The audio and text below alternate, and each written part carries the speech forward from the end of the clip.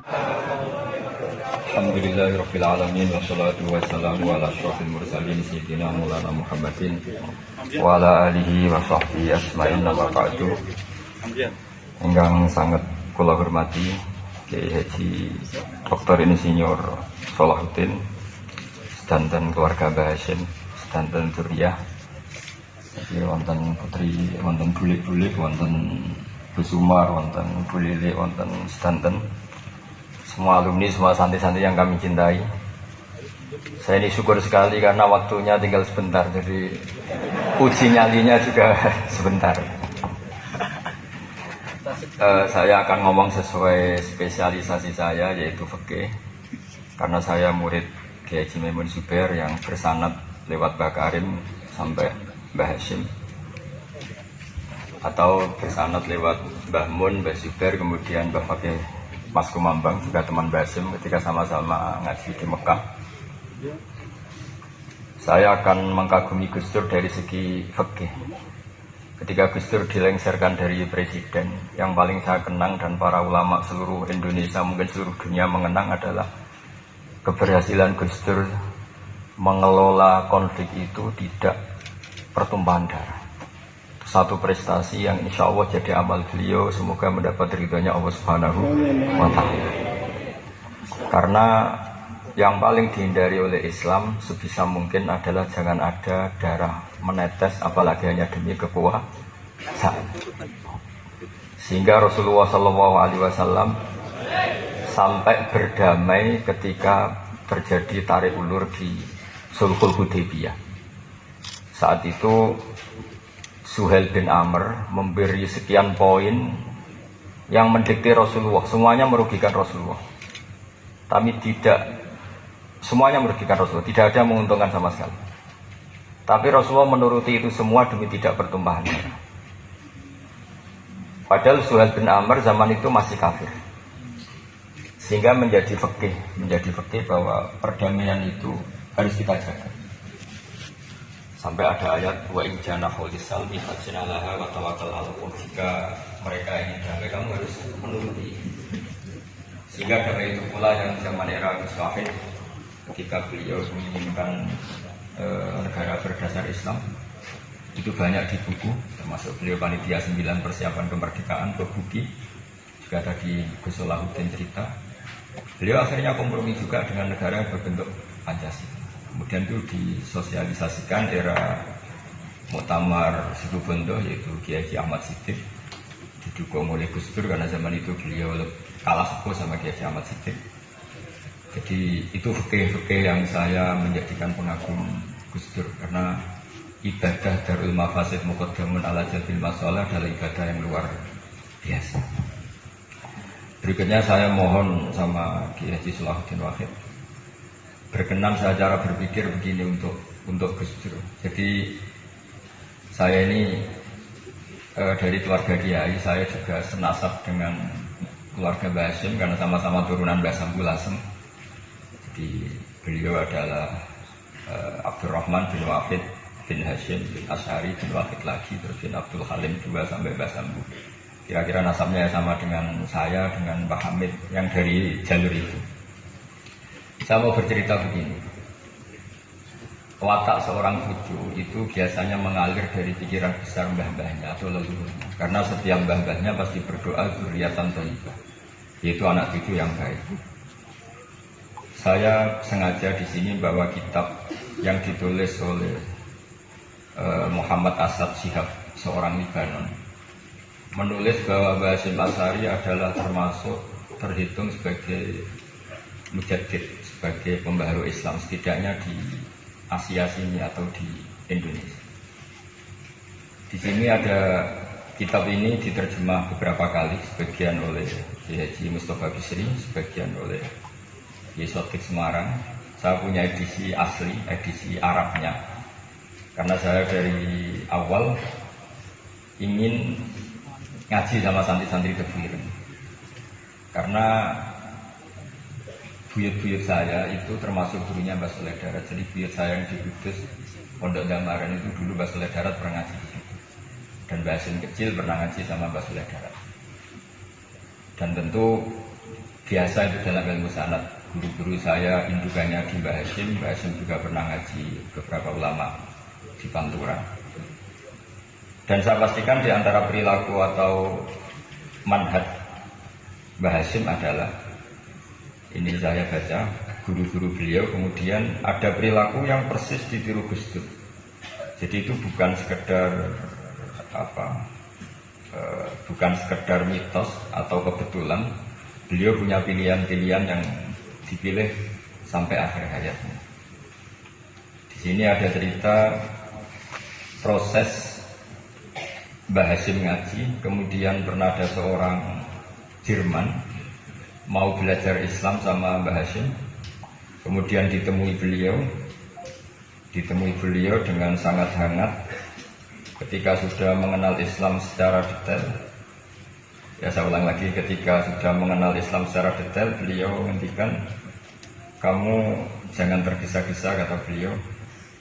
Kamu harus menerima Islam ini secara al-bayinah, secara argumentatif, secara logika yang benar, jangan karena terpaksa. Itu pula yang akhirnya Mbah Hashim mendorong khuriyatul fikri. Orang itu harus merdeka dalam berpikir. Itu pula yang mengilhami Rasulullah SAW ketika sulhul Hudaybiyah. Orang kafir yang masuk Islam harus dikembalikan ke habitat kafir, karena itu habitat asli. Karena rata-rata dulu suku Mekah zaman itu kafir semua. Tapi yang orang Islam masuk kafir harus dibiarkan karena dianggap kembali ke habitat. Tentu semua perjanjian itu merugikan Rasulullah SAW. Tapi yang unik, Rasulullah itu menerima itu semua. Kata Rasulullah, sudah perjanjian itu kita terima saja. Akhirnya perjanjian itu diterima. Kemudian tapi Nabi hanya minta satu hal. Orang kafir Quraisy tidak boleh melarang orang diskusi Islam. Akhirnya mereka diskusi tentang Tuhan, tentang agama, tentang macam-macam. Sehingga mereka akhirnya membandingkan, enaknya punya Tuhan batu sama Tuhan yang disebut Muhammad. Tentu mereka masih jangkar pakai nama Muhammad. Mereka diskusi. Kalau kita punya Tuhan berhala, akhirnya begini-begini. Kalau Tuhan kita banyak, akhirnya begini-begini. Diskusi. Ya tafawaduna fil hadis. Mereka diskusi secara terbuka. Terus fama ahadun yaqilu syai'an illa dakhala fihi. Kemudian seseorang yang berpikir secara benar, yang mengenali Islam, pasti akan masuk Islam. Sehingga karena mereka diskusi bebas tanpa tekanan, akhirnya mereka memilih Islam. Dan selama mereka Islam, mereka akhirnya ikrar Islam sama ikrar kalau sekarang ikrar, kemudian menjadi Muslim. Dan otomatis perjanjian itu dibatalkan. Makanya kata Imam Zuhri, guru Imam Malik, maka nafathun a'zuma fil Islam min sulhul Hudaybiyah. Enggak ada kemenangan Islam sehebat kemenangan dalam Hudaybiyah, yaitu orang berbebas berpikir. Kemudian kebebasan berpikir ini pasti mengarah ke mengakui yang benar, menanggalkan yang salah. Tentu orang dulu mendewa-dewakan Lata Uzza, pokoknya menuhankan makhluk, menjadi sadar bahwa itu aneh. Kenapa kita harus sembah batu yang dipahat? Kenapa kita harus menyembah makhluk dan sebagainya? Akhirnya mereka Islam. Tapi dulu kalau suasana perang itu keinginan orang hanya ingin menang kalah. Jadi yang kafir itu hanya ingin menang. Pokoknya jangan sampai kalah. Nggak pernah berpikir Islam itu apa. Di mana-mana perang itu ya pikirannya menang kalah. Tapi setelah nggak ada perang, meskipun segala perjanjiannya merugikan Islam, orang akan berpikir secara objektif. Makanya fama ahadun yaqilu syai'an illa dakhala fihi. Tidak ada seseorang yang berpikir tentang Islam kecuali akhirnya masuk Islam. Sehingga itu disebut maka nafathun a'zama fil Islam ini sulhul Hudaybiyah. Tidak ada futuhat yang sebesar sulhul Hudaybiyah. Ya, kitab ini namanya Wadi'ul Labinat Istiqlalil Indonesia. Mungkin santri Tebirang mungkin lebih tahu ya, karena harusnya lebih tahu. Jadi kalau tahunya baru sekarang ya rondo innalillahi wa inna ilaihi raji'un. Jadi saya tidak perlu bangga lebih tahu karena memang seharusnya Anda lebih tahu. Kalau tidak ya keterlaluan. Ya namanya itu Wadi'ul Labinatil Istiqlal Al-Indonesia. Ini saya baca tapi ini demi Gus Dur, artinya bahwa pilihan-pilihan itu mulai ada zaman Basim Asy'ari. Saya baca satu-satu yang mulai kredibilitas ilmu beliau, karena dalam Islam itu harus ada sanad. Saya pernah ditanya seorang ilmuwan, Pak Bahak, kenapa Islam itu harus ada sanad? Kita kan orang cerdas, kan bisa berpikir sendiri, ngapain nunggu pikirannya orang-orang gitu. Saya bilang agama itu agamanya Allah dan Rasul. Kalau pikiran kamu namanya agama kamu, bukan pikiran agama. Kalau kamu punya pikiran, yang namanya pikiran kamu, tidak agama. Kalau agama itu harus bersanad. Jadi pikirannya Mbak Hashim sama dengan pikirannya Mbak Mahfud pikirannya sama dengan Said Abi Bakar Sato, Said Abi Bakar Sato sama dengan Said Zaini Dahlan dan seterusnya. Sampai logika itu sampai Rasulullah Shallallahu Alaihi Wasallam. Saya beri sekian contoh. Pikiran yang kita ciptakan bisa salah, misalnya begini. Dulu misalnya Nabi pernah bersabda, al-qatil wal maqtul finnar, membunuh yang dibunuh sama-sama neraka. Jadi idal taqal muslimani bisayfi ima fal qatil wal maqtul finnar. Jika dua orang muslim bertemu sama-sama bawa pedang, maka yang bunuh maupun yang dibunuh itu sama-sama masuk neraka. Makanya kita harus syukur sekali Indonesia itu paling menghindari membunuh, karena kalau sesama muslim membunuh itu ancamannya berat, sama-sama masuk neraka. Bukan sekedar digoyang dari pondok ke firang, itu neraka. Kalau digoyang pondok gampang, nanti mondok lain gampang. Terus logika sahabat begini, harga al-qatil, fama balul maktul. Oke ya Rasulullah, kalau al-qatil masuk neraka namanya pembunuh, oke kita terima. Tapi fama balul maktul, lalu dosanya yang terbunuh itu apa? Wong dia korban kok dia dibunuh? Apa jawabannya Rasulullah SAW? Jawabannya innahu kana harison ala qatli sahibi. Sebetulnya dia juga mentalnya pembunuh, cuma nasibnya terbunuh. Jadi seperti misalnya sampai kasut saya itu nggak perlu disakini, sebenarnya sampai yang inginnya ya menggusur saya, cuma nasibnya tergusur gitu. Makanya kalau ada orang rebutan pacar kok kalah itu udah usah disakini, sebenarnya mentalnya dia perebut gitu. Cuma nasibnya kalah gitu. Jadi apa ya? Ya tadi. Ya ini penting ya, penting sekali. Jadi sebetulnya ketika duel itu semuanya kan mentalnya pembunuh.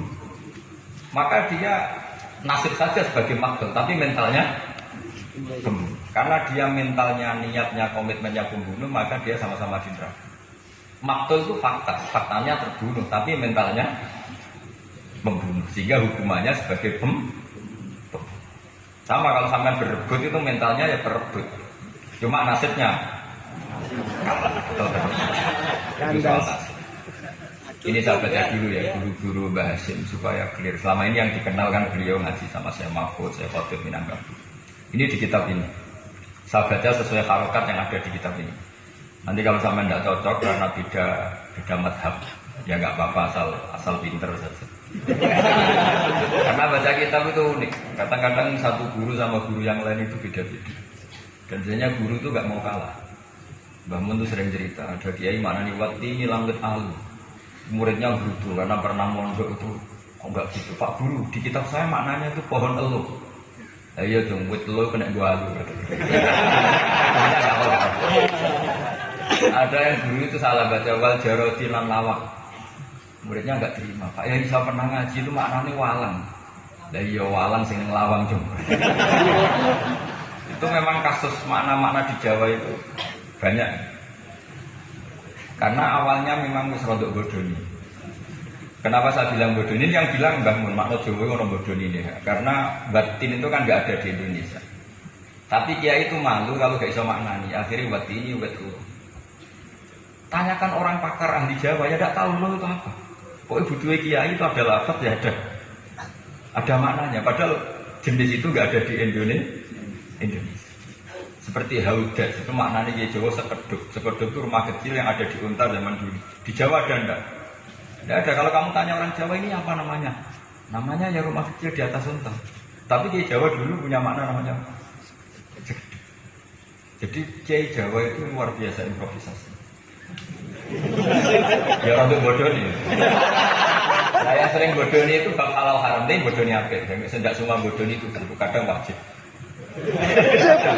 Ini sama tergusola. Ini karena keahlian fikih saya juga barokahnya Mbah Hashim Asy'ari supaya beliau senang. Karena para nabi, para wali, para ulama itu sudah meninggal. Tadi kalau Mbak Anita bilang wafat itu kalau dalam bahasa Arab wafa yafi wafaan itu maknanya nuhuni. Nuhuni itu sudah memenuhi. Jadi sebenarnya memang nggak pernah ada orang mati itu. Jadi kita punya jatah umur, jatah rezeki sudah terpenuhi semua. Namanya wafa, dari kata wafa yafi wafaan, sesuatunya sudah penuh maka diambil. Kalau roh sendiri nggak pernah meninggal. Ya roh sendiri kalau Mbak Anita bilang kita memperingati kehidupan Gus Dur ya memang hidup karena tadi nggak ada siapapun bilang orang itu mati. Orang mati itu adalah jasad, rohnya diambil dari jasad. Roh sendiri ini nggak pernah berstatus mati karena makanya orang Jawa semua sepakat mau mati itu biasa nyawanya dijabut, jasadnya mati, nyawanya diambil. Kemudian nyawa ini yang mengalami dapat nikmat maupun dapat hati. Sehingga keyakinan ahli sunnah wal jamaah ini perlu didoakan karena menghadapi Allah butuh topangan doa dan doa itu nggak pernah salah karena otoritas doa itu milik Allah Subhanahu wa ta'ala. Tidak bisa kamu nyemprit Allah ini sudah akhirat, amal nggak ada gunanya, tidak bisa.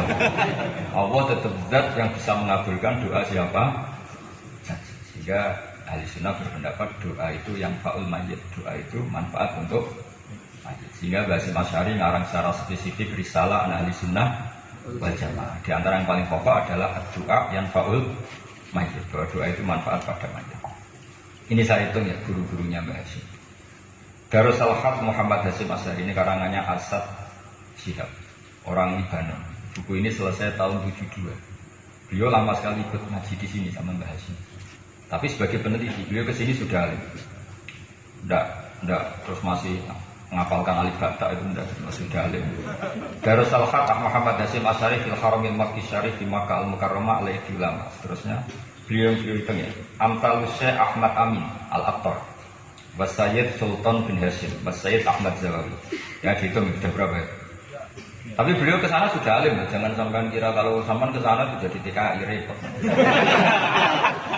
Itu kata Mbah Mun kalau ada orang mau mondok Mekah, apa mondok Mekah wis salim dereng. Kersane pinter bahasa Arab Pak. Bakul es yang Arab pinter bahasa Arab. Jadi kalau sama orang belum alim mau mondok di Mekah itu agak duka ya. Ya, saya Ahmad Amin Al-Attar, Wasayyid Sultan bin Hasyim, Wasayyid Ahmad Zawawi, Wasayyid Ibrahim Arab, Wasayyid Ahmad bin Hasan Al-Attar, Wasayyid Said Al-Yamani.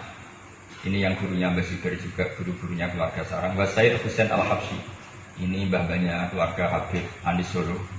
Jadi ya pokoknya keluarga besar Solo karena kita tahu Habib Anis bin Alwi bin Ali yang punya sentut Duror bin Muhammad bin Husain. Alladzi tawalla mansibal iftah hatta wafatul maniyah wa Sayyid Bakar Sato yang ngarang Anatul Talibin wa Syekh Rahmatullah wa Sayyid Alawi bin Ahmad As-Segaf. Ini yang ngarang Tarsihul Mustafidin. Kita tahu secara i'anah paling terkenal adalah dua I'anatul Talibin dan Tarsihul Mustafidin. Itu dikarang oleh Alawi bin Ahmad As-Segaf. Terus wa Sayyid Abbas Al-Maliki, itu banyak Sayyid Muhammad karena kita tahu Sayyid Muhammad adalah Muhammad bin Alawi bin Abbas ya, Muhammad bin Alawi bin Abbas. Itu juga gurunya Mbah Hasyim, Wasayyid Abdul Zawawi, Wasayyid Soleh Bafadol, Wasayyid Sultan Hasyim Dabustani. Jadi selain guru-guru di Indonesia termasuk Mbah Mahfud Termas, Syekh Khotib Al-Minangkabau, beliau punya guru-guru itu yang saya sebut. Lalu barokahnya guru-guru itu,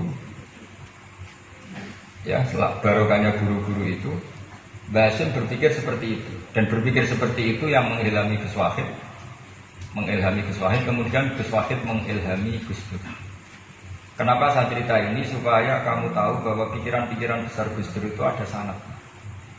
Jangan sampai kamu berpikir Gus Dur cerdas bukan delok film, terus gue delok film kan ya repot gitu. Jadi makanya ini, karena banyak juga yang cerita Gus Dur sebagai budayawannya, sebagai demokratnya, sebagai pluralisnya. Yang cerita itu kan sudah ada, masa saya disuruh ceritain lagi? Jadi kalau sampean saya cerita itu lagi kan cara Jawa taksirul hasil. Jadi ini itu tidak bidang saya. Bidang saya akan melihat Gus Dur sebagai cucu Mbah Hasyim Asy'ari. Ini saya baca ya. Ini bahasa Jerman tapi sudah diagak-agak Arabkan. Ma'al Muhandis Karel von Schmidt. Ini Mbah Hasyim. Jangan kira yang pernah berkawan ya bersosialisasi dengan non muslim itu mulai Gus Dur. Mulai Mbah Hasyim ini di halaman 108 kitab tadi Wadi'ul Labinati Istiqlal Al-Indonesia.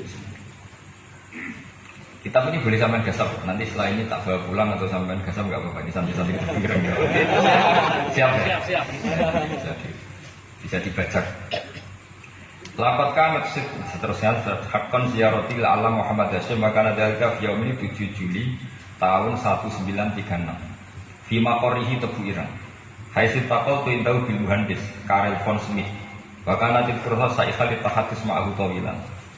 Terus setelah itu ini ceritanya Mu'allif menangi Basim diskusi sama orang orientalis. Ini kata Mu'allif, wa hadhil uqdatu takunu aqidatan wa hiya uqdatul mustasyrikin. Fa kullu shay'in ya'ti minal ghurbiyin wal irubiyyin wa Eropa ya'tabirunahu dasisah. Jadi zaman itu Basim itu sering punya tamu dari Eropa, dari Barat, dari macam-macam. Semesta prodal muhandis Pak terus sampai. Nah ini cerita saja betapa Basim itu perkawanannya luas sekali. Terus ini cerita akhirnya orang ini sampai masuk Islam. Ketika masuk Islam, di antara pesannya Mbah Hasyim, saya ulang lagi, di antara pesannya siapa? Mbah Hasyim itu beliau bilang, kamu harus dipikir-pikir lagi katanya. Itu kan satu kearifan Basim ini saya baca karena saya takut ditegur ini. Saya juga nunggu surat kok tidak datang-datang ini supaya cepat selesai. Ini bebas. Kalau ada surat malah kebenaran ini karena sudah mulai nyari. Ayo maju. Ya jadi saya mohon nanti kitab ini bisa dikaji di sini. Nanti saya tinggal di sini ada cerita-cerita sampai beliau berteman orang Eropa, terus beliau macam-macam sampai saya teruskan. Semua arsalatku syirka ila Indonesia 1929 watana kualifikasi renal mudun wa kata akhiran fi Madinati Surabaya di Jawa Sakia wa minhuna badati hidayah wa taufik taqudanihi ilal khairi. Hadas sautul hadis bil amil alladhi yakti fatrah tasqirat. Jadi orientalis tadi ketika berteman Mbah Hasyim lama-lama tertarik oleh Islam. Ketika mulai tertarik dengan Islam, wa sya'ara bil istiqra' arufi wal amni tam wa kaifa ya'budu rabbahu ibadatan haqiqiyah. Terus mulai tertarik dengan Islam, terus konsultasi sama Mbah Hasyim. Jadi tertariknya barokahnya Mbah Hasyim.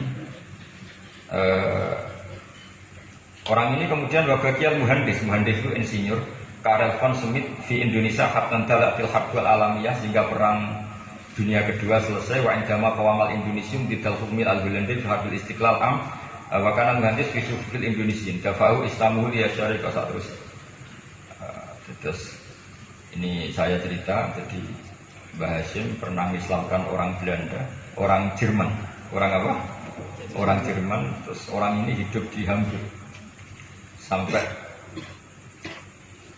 akhirnya beliau dakwah Islam di sana. Jadi ini ini pentingnya supaya sampean tahu bahwa Tebu Ireng mulai dulu adalah komunitas internasional. Ya, Tebu Ireng mulai dulu adalah komunitas internasional.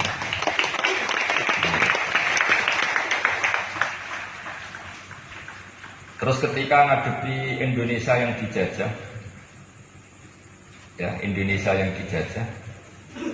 ini Mbah Hasyim bersama kawan-kawannya sepakat iktikaf di Multazam. Ini saya baca ya. Wa akhiran istama'a ma'anuf batin min haula'i talaba min zalama ala'ihi al-had Muhammad Hasyim ala ayata'ahadu wa yakumu fi amalin fi lailatin min layali syahr Ramadan. Al-mu'adzam istama'a haula'i talaba waladina yantamuna ila iddati qawamiyatin. Qawamiyah kalau bahasa sekarang perlawanan min Afrika, wa buldani Janubi Asia, Asia Tenggara, wa Asia Wusta, Asia Tengah, wal buldan al-Arabiyah. Wa kana al-had Muhammad Hasyim Asy'ari ahadahu. Bahwa qafu jami'an amamal multazam bil Ka'batil Musyarrafah. Wa ahadu wa aqsamul yamin ala yaqum bijal fisabilillah li ilahi kalimatul Islam wa tauhidil muslimin binasril ilmi wa tawiyah wa tafaqquh fiddin talaban lil mardatillahi ta'ala la yarjuna min wara'i dzalika malan wala mansifan li anfusihim. Jadi sebelum beliau pulang ke Indonesia, itu komunitas Asia Tengah, Asia Dekat, Asia Jauh Semuanya dijajah karena Mesir dijajah Prancis, yang ini Burma dijajah ini, yang Indonesia dijajah ini, semuanya berdoa di Multazam. Intinya Mbah Hashim itu patriotik betul. Tapi ya religius betul. Beliau berdoa di Multazam, beliau menyanggupi siap jihad melawan penjajah. Tapi saat itu juga berikrar kalau semua itu tidak untuk nyari pangkat. Hanya saya yakin Gus Dur adalah orang saat jabat presiden karena supaya Indonesia tidak terus. Buktinya apa? Ketika beliau dilengsarkan ya santai saja. Mau ngaji ini mau kaya dunia ilmu tahun, jadi ya santai saja. Tidak jadi masalah. Terus kitab ini menerangkan, ini saya baca ya. Likhid mati dual aladina laham musta'maratun. Musta'marat itu dijajah mislu Holanda, wa Inggris, wa Rusia, wa Bernisa, wa Fiadal Amri Bidat, Aro Ana Alal Muslimin, wa Masudin khususan. Ini intinya ulama-ulama yang dari timur jauh kemudian sowan ke Mbah Hashim minta fatwa karena negara-negara mereka juga dijajah. Jadi dulu orang dari Jerman, dari mana-mana belajar Islam juga sama Mbah Hashim. Yang negara-negara Asia Timur, Asia dekat itu juga kalau konsultasi kemerdekaan juga sama siapa? Mbah Hashim. Jadi uniknya kitab ini ditulis oleh orang Libanon. Jadi orang Libanon itu saking penasarannya sama Mbah Hashim Asy'ari itu datang ke sini. Ya datang ke sini untuk belajar sama Mbah Hashim. Dan di antara belajar itu kemudian sampai sini ternyata tamu-tamunya Mbah Hashim dari berbagai negara. Mulai yang konsultasi cara memerdekakan negaranya karena mengalami dijajah sampai cara belajar Islam yang benar. Termasuk tadi yang respon Smith tadi yang masuk Islam karena konsultasi sama Mbah Hashim, padahal dia orang Jerman. Terus di antara kelebihannya Mbah Hashim ini juga ditiru Gus Dur. Wal haji Muhammad Hashim la yajidu harajan ayuna kisau sameh wal mukhatab. Bal yurahibu bidzalik. Mbah Hashim orang yang tidak tersinggung ketika pendapatnya ditentang atau digugat oleh lawan bicaranya. Dia santai tidak terus ya tidak berontak, ya santai aja, nggak terus sampai dibantah, bantah kiai kuat, enggak, itu enggak ada. Nah ini saya pastikan ya bahwa keibatan Gus Dur itu kita nggak lepas dari barokahnya siapa? Mbah Hashim. Sekaliber Rasulullah SAW sebagai Sayyidul Khalqi, Sayyidul Anbiya al-Mursalin, beliau yang ngakui anak dakwah Ibrahim bagi syaratu Isa. Aku hebatnya ini barokah dungane Nabi siapa? Ibrahim. Maka ini sesuatu yang saya tekuni, jadi nggak salah kalau bicarakan Gus Dur ya harus bicarakan Mbah Hashim. Sama bicarakan Nabi Muhammad SAW juga harus membicarakan Jaddul A'la, itu Ibrahim alaihissalam. Jadi, ini kitab bisa dipakai atau digasap ya nggak apa-apa. Artinya gini, gasap itu kalau saya ada ridho ya jadinya gasap, kalau ridho ya jadinya boleh. Dan menjadi gasap kalau nggak dipelajari. Kalau terus tinggal jimat ini kita fokus banget sakti. Nah kalau dipakai itu gasap. Ya kalau nanti didiskusikan sama teman-teman, kemudian menjadi baik, menjadi luar biasa, saya ikut ngamal. Terus saya ulang lagi, kita teruskan. Ittisolatu itu komunitas beliau. Lahu ittisolatun wasi'atun wa mukatabatun ma'akatsirin min zu'ama'il alam al-islami fi dzalikal aqdi.